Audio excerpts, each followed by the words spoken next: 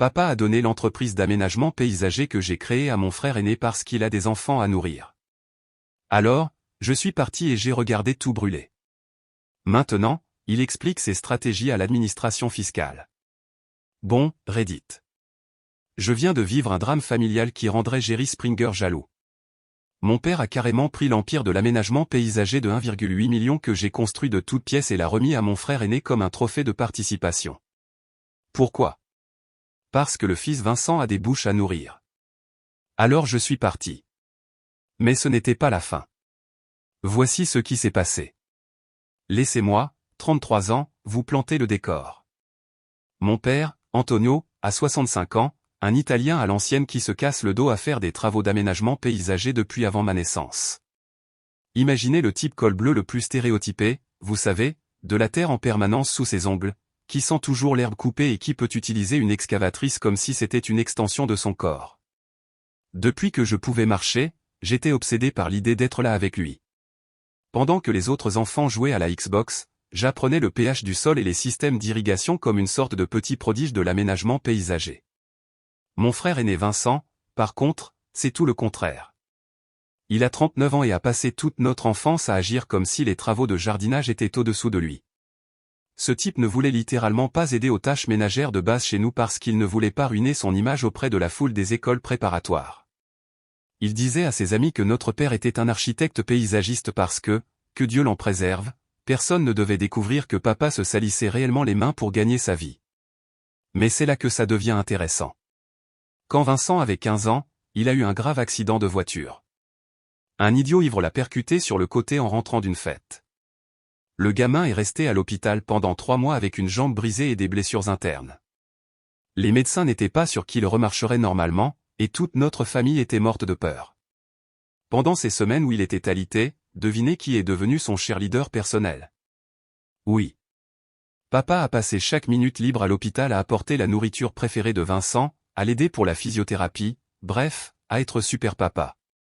Ce qui a vraiment scellé le tout, c'est cette nuit où Vincent a eu une crise de panique à l'idée de ne plus jamais marcher normalement. Papa est resté avec lui jusqu'à 4 heures du matin, lui tenant la main et lui promettant que tout irait bien. Je n'avais que 9 ans, mais je me souviens que maman pleurait dans la cuisine le lendemain matin, me disant que papa n'avait jamais été aussi doux avec personne auparavant. Cette vulnérabilité de Vincent a ouvert quelque chose chez papa qui ne s'est jamais vraiment refermé. À partir de ce moment-là, Vincent ne pouvait littéralement rien faire de mal à ses yeux. Ils se sont liés pendant ce cauchemar. Et apparemment, ce lien était permanent. Même après que Vincent se soit rétabli et ait recommencé à traiter la profession de papa comme si c'était du service communautaire, papa le traitait toujours comme s'il marchait sur l'eau. J'ai appris tôt que je jouais pour la 2e place aux Jeux Olympiques de cette famille. Il y a eu cette fois au lycée où j'ai fait partie de l'équipe de lutte en 2e année, ce qui était énorme parce que notre école avait un programme légendaire. Quand je l'ai dit à mes parents, maman était super contente, mais papa m'a juste répondu un de ces « c'est super », mon fils tout en faisant défiler son téléphone. Mon premier grand match était samedi soir, et j'étais excité d'avoir ma famille là pour me regarder casser la baraque. Maman faisait un double quart de travail à la maison de retraite, alors je comptais sur papa pour être dans les gradins. Mais quand je lui ai demandé, il est devenu tout évasif et a dit qu'il avait déjà promis d'aider Vincent à emménager dans son dortoir universitaire. Maman ne l'entendait pas de cette oreille. Elle lui a carrément dit que le dortoir de Vincent pouvait attendre jusqu'à dimanche. C'était important. Papa a accepté à contre-cœur, mais la veille du match, Vincent a sorti son baratin de manipulation classique. Il a commencé à parler de la façon dont c'était son jour de l'indépendance et qu'il avait besoin du camion de papa pour déménager ses meubles et qu'il comptait sur leur temps de rapprochement père-fils. Papa s'est plié comme une chaise de jardin dans un ouragan. Alors voilà, je me faisais démolir par cette bête de l'école rivale, scrutant les gradins à la recherche de son visage. Il n'est jamais venu. Le pire, ce n'était même pas de perdre le match. C'était cette fraction de seconde entre les rounds où j'ai levé les yeux, m'attendant à le voir m'encourager, pour ne trouver que des gradins vides où ma famille aurait dû être. Mon entraîneur m'a vu regarder et m'a tapoté l'épaule en disant « Parfois, tu dois te battre seul, gamin ». Ce commentaire m'a frappé plus fort que n'importe quelle descente cette nuit-là. J'ai envoyé un texto à maman après et elle a appelé immédiatement, pensant que quelque chose s'était passé. Non. Il était à l'université d'État à jouer au déménageur de meubles pour son précieux Vincent. Je suis entré dans la maison pour trouver mes parents dans une dispute à hurler qui aurait pu réveiller les morts. Maman était furieuse, demandant où diable il avait été. C'est alors que Vincent est entré avec des boîtes de pizza et des boissons, l'air complètement indifférent au chaos qu'il avait causé. Quand maman l'a interpellé, ce connard prétentieux a juste haussé les épaules et a dit « Mon truc de lutte n'était pas si important de toute façon ». L'audace de ce fils de pute me met toujours en colère.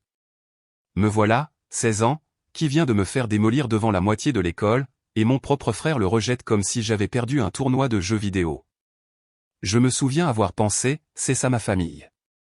Et papa, au lieu de s'excuser, l'a défendu, a dit que ce n'était qu'un match de lycée et qu'il y aurait d'autres compétitions, mais Vincent avait besoin d'aide pour cette transition de vie importante. J'ai eu l'impression d'avoir reçu un coup de poing dans le ventre. Mon propre père rejetait quelque chose pour lequel j'avais travaillé comme un fou comme si ce n'était rien. J'ai souri et j'ai dit que c'était cool, que je comprenais, puis je suis allé dans ma chambre et j'ai fait un trou dans la cloison sèche. Maman m'a trouvé en train de mettre de la glace sur mes jointures plus tard dans la soirée et m'a juste serré dans ses bras sans rien dire. Parfois, c'est tout ce dont on a besoin, quelqu'un qui comprend à quel point votre situation est merdique sans avoir à l'expliquer. Ce schéma s'est poursuivi pendant des années. Papa faisait des tentatives timides pour nous traiter de la même manière après que maman l'ait engueulé, mais il retombait toujours dans le mode équipe Vincent. Après le lycée, je suis allé au collège communautaire pour étudier l'aménagement paysager et l'horticulture, tandis que Vincent est allé dans sa prestigieuse université de 4 ans. Quand j'ai obtenu mon diplôme, je suis rentré à la maison et j'ai commencé à travailler avec papa dans l'entreprise. J'avais 23 ans, plein d'énergie et de grandes idées, prêt à l'aider à transformer sa petite entreprise en quelque chose qui compte vraiment. Quand j'ai commencé, papa avait 3 gars avec des camions délabrés qui faisaient de l'entretien de base de pelouse pour peut-être 40 clients. Mais j'avais une vision. Je nous ai fait certifier pour l'irrigation commerciale, j'ai commencé à soumissionner pour des contrats municipaux, j'ai contacté des sociétés de gestion immobilière et des promoteurs immobiliers haut de gamme. C'est là que je dois vous présenter 2 gars qui sont devenus essentiels à toute cette histoire. Le premier est Big Mike Torino, cette bête de contremaître de 1,93 m qui travaillait pour papa depuis que j'étais au collège. Mike était le genre de gars qui pouvait installer un système d'irrigation complexe les yeux fermés et qui n'avait pas peur de dire aux clients exactement ce qu'ils avaient besoin d'entendre, même si cela blessait leurs sentiments. Il est devenu comme un deuxième père pour moi, m'apprenant tout sur le fonctionnement des équipements lourds et sur la gestion des équipes. Il avait cette façon de couper à travers les conneries que je n'ai jamais vues avant ou depuis. Lorsque les clients essayaient de changer la portée en milieu de projet ou que les entrepreneurs essayaient de nous sous-payer, Mike les regardait droit dans les yeux et disait « Ce n'est pas comme ça que ça marche, chef ». Le second est Danny Castellano, cet ingénieur incroyablement intelligent qui a quitté son emploi en entreprise pour se lancer dans la conception paysagère. Nous nous sommes rencontrés lorsqu'il nous a engagés pour un travail, mais nous avons fini par devenir partenaires commerciaux lorsque j'ai convaincu papa de l'embaucher à temps plein. Danny pouvait concevoir des espaces extérieurs qui ressemblaient à des magazines. Dans les 2 ans qui ont suivi mon arrivée, nous avions quintuplé notre clientèle et commencé à décrocher des contrats que papa n'aurait jamais rêvé de soumissionner. Je n'oublierai jamais notre première grande victoire commerciale, une rénovation paysagère complète de 180 000 $ pour le parc d'affaires Méridien. Papa pensait que j'étais fou de soumissionner aussi haut, mais je savais que notre travail en valait la peine. Lorsque nous avons terminé ce projet 2 semaines plus tôt et avec 15 000 $ de moins que prévu, le gestionnaire immobilier l'a qualifié de l'opération la plus professionnelle avec laquelle il ait jamais travaillé. Ce contrat a conduit à 5 autres propriétés dans leur portefeuille. Au cours de la décennie suivante, j'ai mis tout mon cœur et mon âme à transformer Dades Little Lawn Service en un véritable empire de l'aménagement paysager. Nous sommes passés de 120 000 $ de revenus annuels à un peu moins de 1,8 million de $ l'année dernière. Nous employons maintenant 35 personnes, exploitons une flotte de 18 camions et avons des contrats avec la moitié des parcs de bureaux du comté. Notre division résidentielle effectue des rénovations extérieures complètes qui coûtent plus cher que la plupart des voitures des gens. Bien que papa aimait toujours se salir les mains sur les petits travaux résidentiels, je m'occupais littéralement de tout le reste, soumissionner des contrats commerciaux, gérer les équipes, gérer les permis et les inspections, le marketing, les finances, l'entretien de l'équipement. Je faisais des semaines de 70 heures partagées entre les chantiers et notre bureau. Cette entreprise est devenue l'œuvre de ma vie, tout mon avenir. Ce qui était dingue, c'était de voir comment les autres entrepreneurs ont commencé à nous traiter différemment. Lors des rencontres de l'industrie, les gars qui ignoraient papa venaient vouloir connaître notre secret. Notre équipement restait en marche plus longtemps, nos équipes se présentaient de manière constante et notre taux de fidélisation de la clientèle était supérieur à 90%. J'ai mis en place des systèmes pour tout, les calendriers d'entretien, les listes de contrôle de la qualité, les protocoles de suivi des clients, des choses qui me semblaient évidentes, mais qui n'étaient apparemment pas des pratiques courantes dans notre industrie. Mais voici ce que je ne savais pas à l'époque, Vincent jouait à un tout autre jeu. Tous les quelques mois, il passait au bureau pendant ses visites à la maison, faisant toujours tout un spectacle d'être impressionné par ce que j'avais accompli. « Enzo, c'est incroyable », me disait-il devant papa. « Tu as vraiment transformé cette entreprise en quelque chose de spécial. Papa a de la chance d'avoir quelqu'un d'aussi dévoué. » Mais ce que j'ai découvert plus tard, c'est qu'il tirait papa à part après pour ses conversations privées. Maman a fini par me raconter qu'elle en avait entendu une lors d'un barbecue familial. « Enzo fait du bon travail », avait dit Vincent, mais honnêtement, papa, je suis inquiet de son potentiel de leadership. C'est un travailleur fantastique, mais diriger une entreprise exige une pensée stratégique, pas seulement des compétences techniques. Quand tu seras prêt à te retirer, tu auras besoin de quelqu'un avec une réelle expérience en gestion. Le fils de pute jouait sur les deux tableaux, flattant mon ego en face tout en sapant systématiquement ma crédibilité à huis clos. Ce qui rendait la chose encore plus exaspérante, c'est la façon dont il lançait des mots à la mode comme synergie et optimisation sans comprendre ce qu'ils signifiaient dans un contexte d'aménagement paysager.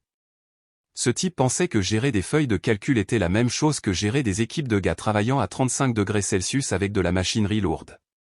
Il n'avait aucune idée que la moitié de notre succès venait des relations construites au fil des ans en nous présentant quand nous disions que nous le ferions et en réglant les problèmes avant qu'ils ne deviennent des catastrophes. Big Mike m'a toujours soutenu et n'arrêtait pas de dire aux gens que j'étais le cerveau derrière l'opération. Antonio a construit un service de pelouse, disait-il, mais Enzo a construit un putain d'empire.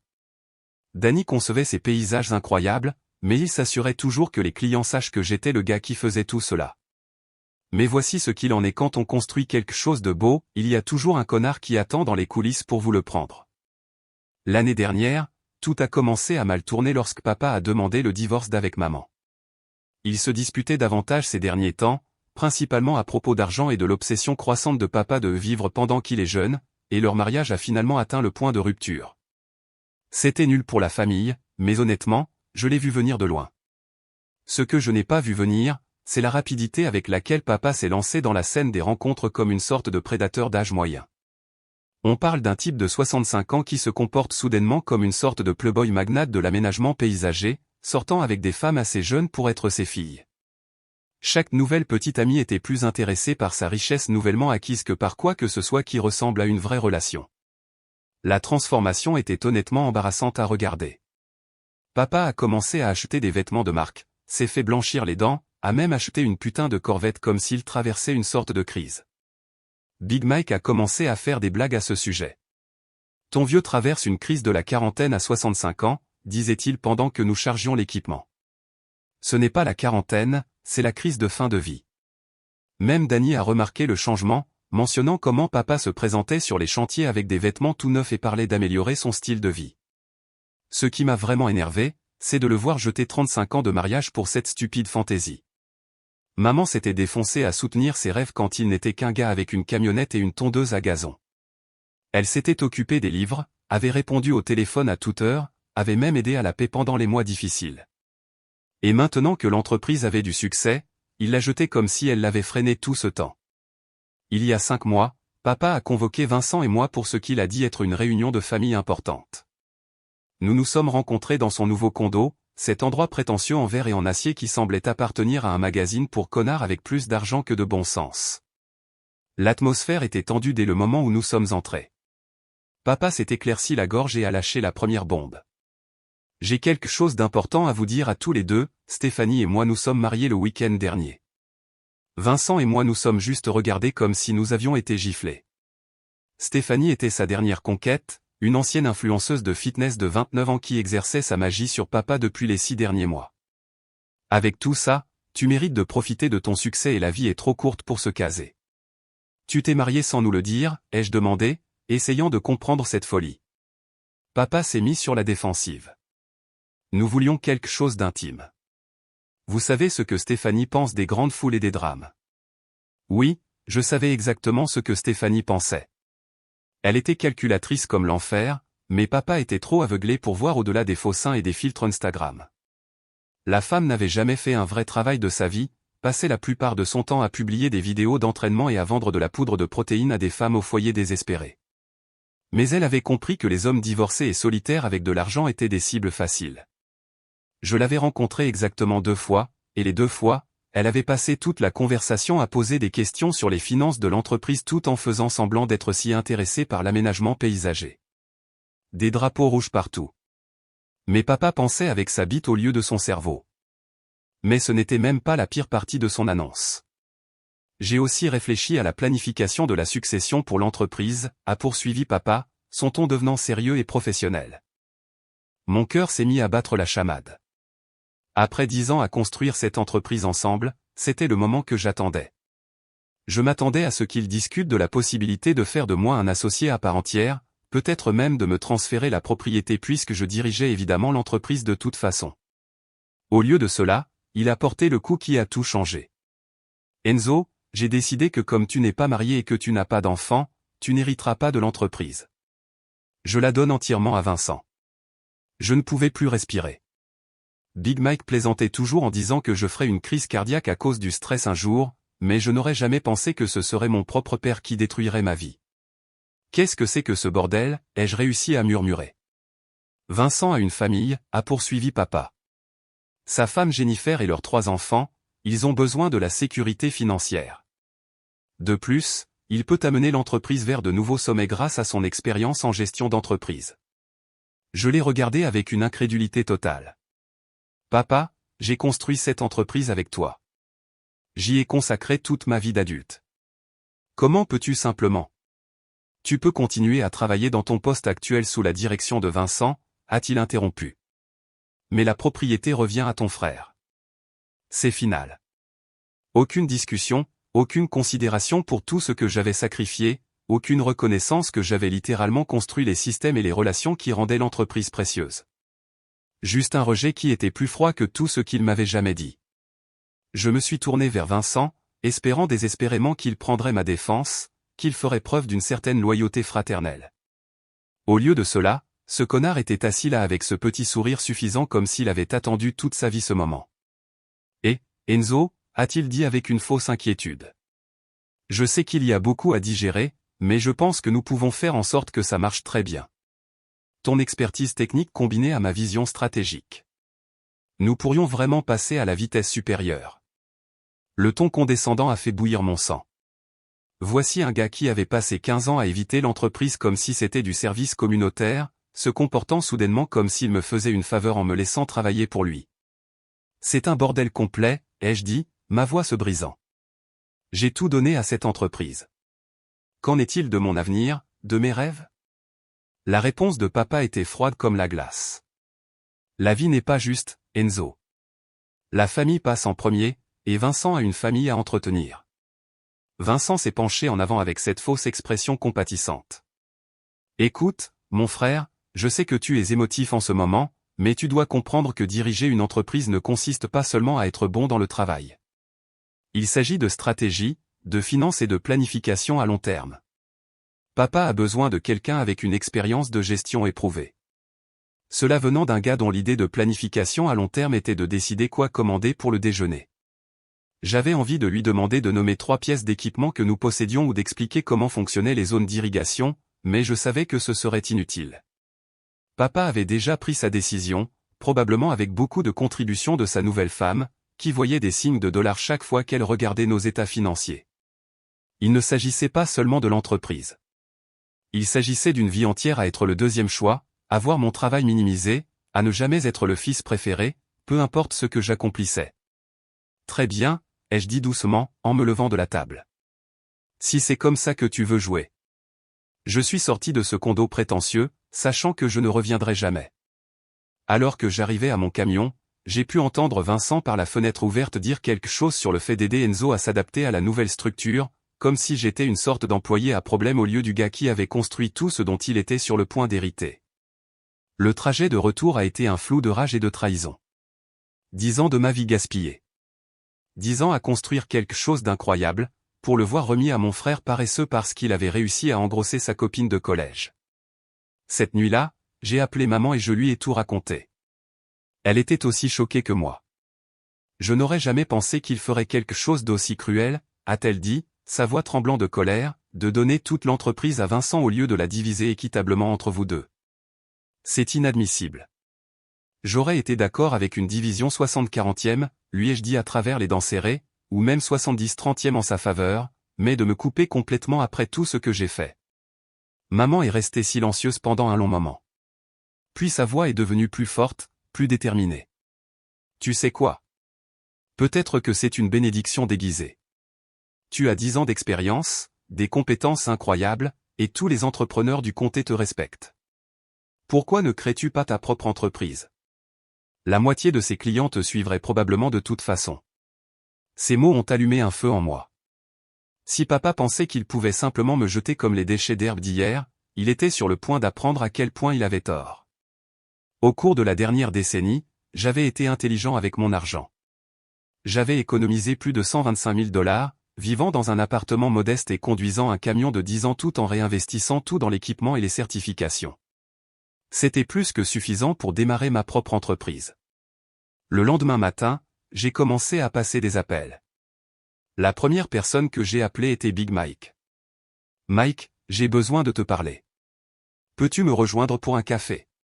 Quand je lui ai raconté ce qui s'était passé, cette bête d'homme de 1,93 m avait l'air de vouloir enfoncer son poing dans le mur. Ces salauds, a-t-il grogné, après tout ce que tu as fait pour cette entreprise. Tu sais quoi, Enzo? J'en ai fini avec eux. Si tu démarres ta propre entreprise, je viens avec toi. L'appel suivant était à Danny. Sa réaction a été encore plus forte. Tu plaisantes, c'est ça, a-t-il explosé. Vincent ne pourrait pas concevoir un parterre de fleurs si sa vie en dépendait. Cette entreprise va s'effondrer sans toi pour la diriger. Danny, je démarre ma propre entreprise. Tu es partant? Putain oui, je suis partant. Quand est-ce qu'on commence? Puis j'ai commencé à contacter nos plus gros clients, les sociétés de gestion immobilière, les contrats municipaux, les clients résidentiels haut de gamme que j'avais personnellement amenés au fil des ans. J'ai expliqué la situation honnêtement. Papa transmettait l'entreprise à mon frère, et je créais ma propre entreprise. La réponse a été écrasante. Client après client a exprimé sa loyauté envers moi personnellement. Ils avaient travaillé avec moi pendant des années, faisaient confiance à mes équipes, savaient que je livrais à temps et en dessous du budget. La plupart d'entre eux n'avaient même jamais eu affaire à Vincent. Nous travaillons avec vous, pas avec votre père, a déclaré Tom Richardson, le responsable des installations du plus grand complexe de bureaux de la ville. Si vous démarrez votre propre entreprise, nous vous suivons. Vincent est un gars assez sympa, mais il ne connaît rien à la gestion paysagère. L'appel le plus satisfaisant a été celui avec Patricia Wells de Grandview Property. Elle gérait 8 propriétés commerciales qui généraient environ 340 000 $ de revenus annuels pour nous. Quand j'ai expliqué la situation, elle était sincèrement en colère en ma faveur.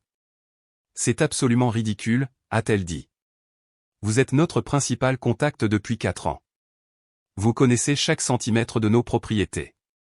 Vous répondez aux urgences à toute heure, et vos équipes sont les plus professionnelles avec lesquelles nous ayons jamais travaillé. Bien sûr, nous venons avec vous. En une semaine, j'avais des engagements de 70% de notre clientèle commerciale. Ce n'étaient pas seulement des clients, c'étaient des relations que j'avais construites au fil des ans en arrivant tôt, en restant tard et en veillant à ce que leur propriété soit parfaite. La nouvelle s'est répandue comme une traînée de poudre dans notre industrie. Plusieurs de nos meilleurs chefs d'équipe m'ont approché en privé, exprimant leur intérêt à quitter le navire. Ils avaient vu ce qui allait arriver. Avec Vincent aux commandes et moi parti, l'entreprise aurait du mal. 2 semaines plus tard, j'ai soumis ma lettre de démission à papa. La conversation a été nucléaire. Tu ne peux pas simplement abandonner l'entreprise maintenant, a-t-il crié au téléphone. Nous avons des contrats à honorer, des paiements d'équipement, des salaires. Je vous donne le préavis standard de 2 semaines, ai-je dit calmement. C'est plus que ce que vous m'avez donné lorsque vous avez décidé de remettre l'œuvre de ma vie à quelqu'un qui n'a jamais utilisé un équipement ou géré une équipe. C'est du sabotage, a renchéri Vincent en arrière-plan. Apparemment, il faisait équipe pour cet appel. C'est le capitalisme, ai-je répondu. bonne chance pour comprendre comment fonctionnent les systèmes d'irrigation. Le désespoir dans leur voix était presque satisfaisant. Une partie de moi se sentait encore mal pour papa, mais il avait fait son choix. Maintenant, il devrait vivre avec les conséquences. Big Mike a donné son préavis le même jour. Danny aussi, ainsi que 4 de nos meilleurs chefs d'équipe et 8 autres employés. L'exode a été rapide et dévastateur. Démarrer Torino Landscape Solutions, je l'ai nommé d'après Big Mike parce que l'homme méritait la reconnaissance, était à la fois la chose la plus effrayante et la plus satisfaisante que j'ai jamais faite. Nous avons trouvé un espace d'atelier parfait dans un complexe industriel, plus grand que celui de papa, meilleur emplacement, de la place pour tout l'équipement dont nous aurions besoin. Big Mike m'a aidé à négocier des accords sur l'équipement d'occasion auprès de gars avec lesquels nous avions travaillé au fil des ans. Danny a conçu notre espace de bureau et a créé un portfolio qui avait l'air plus professionnel que tout ce que l'entreprise de papa avait jamais produit. Les clients qui s'étaient engagés à nous suivre ont été fidèles à leurs paroles. En un mois, nous avions suffisamment de contrats signés pour nous occuper pendant 6 mois de suite. Mon téléphone sonnait constamment avec de nouvelles demandes. Pendant ce temps, j'ai entendu dire que l'entreprise de papa implosait. Vincent était revenu de son paradis de banlieue, s'attendant à entrer dans une entreprise qui fonctionnait sans heurts. Mais ce type ne connaissait rien à l'entretien de l'équipement, rien à la gestion des équipes, rien aux relations qui maintenaient les clients commerciaux heureux. J'ai entendu dire par Luis Mendoza, l'un de nos fournisseurs, que Vincent l'avait appelé en panique parce que 2 tondeuses étaient tombées en panne dans la même semaine. Apparemment, Vincent ne savait pas que l'équipement avait besoin d'un entretien régulier au-delà du simple fait de mettre de l'essence dedans. Il m'a demandé si nous pouvions lui prêter une équipe jusqu'à ce qu'il embauche de nouveaux gars, m'a dit Louis en riant. Je lui ai dit que ce n'est pas comme ça que les fournisseurs d'équipements fonctionnent. Il semblait sincèrement confus quant à la différence entre l'achat d'équipement et la location d'équipe. Ce à quoi je ne m'attendais pas, c'était la rapidité avec laquelle Vincent commencerait à essayer d'améliorer l'entreprise grâce à des pratiques comptables créatives. Environ 2 mois après mon départ, Maria Gonzalez, notre ancienne responsable de bureau qui était restée avec papa par loyauté, m'a appelé un soir. Elle avait l'air stressée comme l'enfer. Enzo, j'ai besoin de parler à quelqu'un de ce qui se passe à l'atelier. Pouvons-nous nous rencontrer pour un café? Je ne me sens pas à l'aise pour en parler au téléphone. Le lendemain, Maria avait l'air épuisée lorsque nous nous sommes rencontrés dans un petit restaurant du centre-ville. Elle avait été la responsable de bureau de papa pendant 6 ans, gérant les factures, les salaires et les communications avec les clients. Elle connaissait l'entreprise de fond en comble. Vincent fait des choses qui ne semblent pas correctes, a-t-elle dit doucement, regardant autour d'elle pour s'assurer que personne n'écoutait. Il majore les factures bien au-delà de nos tarifs habituels, disant aux clients que c'est pour des services de gestion haut de gamme ou des frais de supervision stratégique. Mon estomac s'est noué. De combien parle-t-on? Il a ajouté une majoration de 30% au travail du complexe de bureau Patterson. C'est $15 000 supplémentaires sur un contrat de $50 000. Quand je lui ai posé des questions à ce sujet, il a dit que c'était une pratique courante pour la supervision de la direction. Quoi d'autre? Maria a sorti un dossier manille. Il crée des factures pour des services de consultation d'une entité appelée Strategic Landscape Solutions LLC. J'ai regardé. C'est enregistré à son domicile, $2500 par mois pour la consultation opérationnelle. Ce fils de pute se versait littéralement de faux honoraires de consultation sur le compte de l'entreprise. Il y a plus, a poursuivi Maria. Il utilise la carte de crédit de l'entreprise pour des choses personnelles, des dîners coûteux, les frais de scolarité de l'école privée de ses enfants, même des vacances en famille à Disney World. Quand je l'ai interrogé, il a dit que c'était des divertissements pour les clients et des retraites de planification stratégique. J'étais furieux mais j'ai essayé de rester calme. Maria, pourquoi me racontez-vous ça? Parce que je me soucie de votre père, et cela va détruire tout ce qu'il a construit. Vincent ne sait pas que j'ai gardé des copies de tout, mais je l'ai fait. J'ai des factures, des relevés de cartes de crédit, des virements bancaires, tout ça. Elle a fait glisser le dossier sur la table. Je ne peux pas rester là beaucoup plus longtemps. Ma conscience ne me laissera pas faire partie de ça, mais je pensais que vous devriez savoir ce qui arrive à l'entreprise que vous avez aidé à construire. Je suis rentré chez moi avec le dossier de Maria, qui me brûlait sur le siège passager. Une partie de moi voulait marcher droit au bureau de papa et lui fourrer les preuves au visage. Mais Big Mike m'avait appris quelque chose de précieux au fil des ans, quand tu vas faire tomber quelqu'un, tu ferais mieux de t'assurer qu'il ne peut pas se relever. Cette nuit-là, j'ai tout étalé sur ma table de cuisine. La documentation était accablante. Vincent avait systématiquement pillé l'entreprise pendant des mois.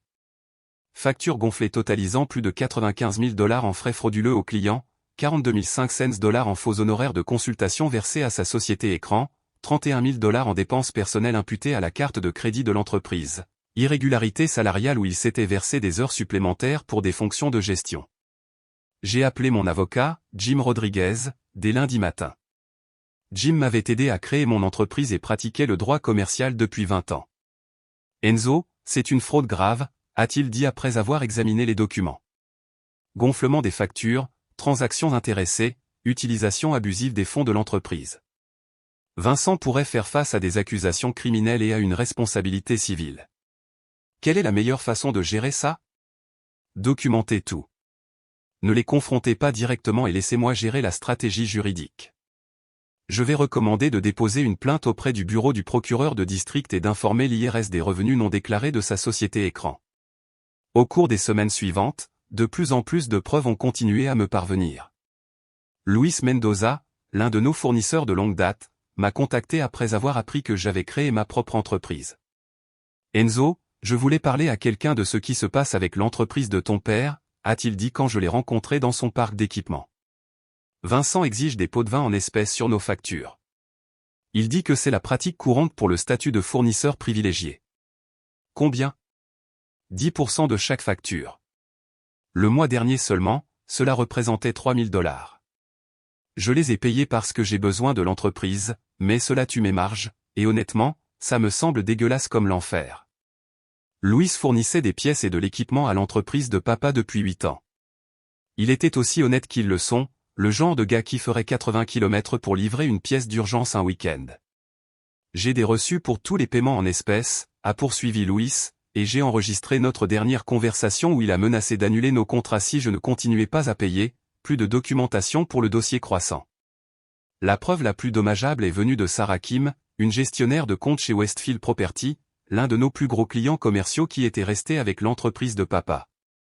Nous devons discuter des pratiques de facturation de votre père, a-t-elle dit quand elle a appelé mon bureau. Nous recevons des factures qui ne correspondent pas au travail effectué. J'ai accepté de la rencontrer sachant que cela pourrait être la preuve irréfutable.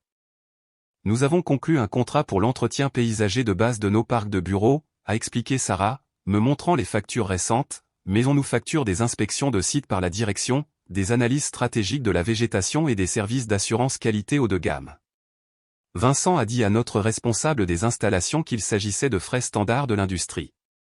Les factures étaient 40% plus élevées que ce que papa avait historiquement facturé pour les mêmes services. Vincent volait essentiellement des clients en inventant des frais bidons et en espérant qu'ils ne les remettraient pas en question. Sarah, étiez-vous satisfait de la qualité du travail sous ces nouveaux frais? Elle a ri amèrement. Le travail a été terrible. La moitié des équipes ne se présentent pas à l'heure, l'équipement tombe constamment en panne et personne ne semble savoir ce qu'il fait. Nous payons des prix premium pour un service amateur. Seriez-vous prêt à déposer une plainte formelle si nécessaire? Absolument. Nous envisageons déjà d'annuler nos contrats. La seule raison pour laquelle nous ne l'avons pas fait, c'est par respect pour votre père. Pendant ce temps, mon entreprise explosait absolument. Nous avions grandi à 28 employés, avions un arriéré de travail de 6 mois, et les clients recommandaient de nouveaux clients plus vite que nous ne pouvions les gérer. Les conceptions de Danny étaient présentées dans des publications de l'industrie, et nous avions remporté 3 contrats municipaux importants. Le contraste avec l'opération de papa était frappant. On disait que l'entreprise perdait des clients à tour de bras, que les équipes démissionnaient régulièrement et que l'équipement tombait en panne parce que Vincent n'avait aucune idée de comment l'entretenir correctement. Mais ce que Vincent ne savait pas, c'est que ses jours étaient comptés. En novembre, Jim Rodriguez a déposé notre plainte officielle auprès du bureau du procureur de district. La documentation était si vaste et bien organisée qu'ils ont ouvert une enquête immédiatement. 2 semaines plus tard, l'IRS a reçu un tuyau anonyme concernant des revenus non déclarés et des dépenses d'entreprises frauduleuses. C'est drôle comme ça marche. Le dernier clou dans le cercueil est venu quand Maria m'a appelé début décembre. Enzo, je viens de donner mon préavis de 2 semaines, a-t-elle dit, mais je voulais vous faire savoir, Vincent m'a demandé de supprimer tous les registres financiers d'avant juillet, quand il a pris la relève. Il a dit qu'ils encombraient le système et n'étaient pas pertinents pour les opérations futures. L'avez-vous fait? Bien sûr que non. Je lui ai dit que j'aurais besoin d'une autorisation écrite de votre père, et il est devenu très nerveux. Vincent essayait de détruire des preuves. Le désespoir se montrait. Maria, une autre faveur, pouvez-vous faire des copies des registres récents avant de partir? Déjà fait. J'ai tout sauvegardé sur une clé USB jusqu'à la semaine dernière. C'est la dernière chose que je puisse faire pour votre père. Peut-être que quand tout cela sortira, il réalisera ce qu'est vraiment Vincent. Noël est arrivé et reparti. Je l'ai passé avec ma petite amie Sarah et sa famille, me sentant enfin comme si j'avais un véritable avenir à espérer. Mon entreprise prospérait, je prévoyais de la demander en mariage au printemps, et pour la première fois depuis des années, je ne pensais pas à l'entreprise de papa tous les jours. Cela a changé le 15 janvier quand Jim Rodriguez a appelé avec des nouvelles. Enzo, le bureau du procureur de district a exécuté des mandats de perquisition dans l'entreprise de ton père et au domicile de Vincent ce matin. Ils ont saisi des ordinateurs, des registres financiers et des relevés bancaires. Vincent a été arrêté pour fraude électronique, détournement de fonds et production de fausses déclarations de revenus. Après des mois d'attente, le marteau est finalement tombé. Qu'en est-il de mon père? Pour autant que nous sachions, il n'est pas inculpé. Les preuves suggèrent que Vincent a agi seul et a dissimulé ses activités à ton père. Mais l'entreprise va certainement faire face à des pénalités civiles et à des poursuites judiciaires de la part des clients. Les nouvelles locales ont repris l'histoire ce soir-là. Un propriétaire d'entreprise locale arrêté pour fraude était le titre, avec une photo d'identité judiciaire de Vincent qui avait l'air d'avoir vieilli de 10 ans du jour au lendemain. L'article exposait les faits de base, fraude systématique des factures, détournement de fonds de l'entreprise et évasion fiscale totalisant plus de 275 000 $. Le journaliste a mentionné que plusieurs clients envisageaient des poursuites civiles pour récupérer les frais surfacturés. Mon téléphone a commencé à sonner avec des appels de personnes de l'industrie qui avaient entendu les nouvelles. La plupart étaient choqués, mais quelques entrepreneurs de longue date ont dit qu'ils avaient soupçonné que quelque chose n'allait pas quand Vincent a pris la relève. 2 jours plus tard, papa m'a appelé. Sa voix était brisée. Enzo, mon fils, je dois m'excuser. Tu avais raison. J'aurais dû t'écouter, toi et ta mère.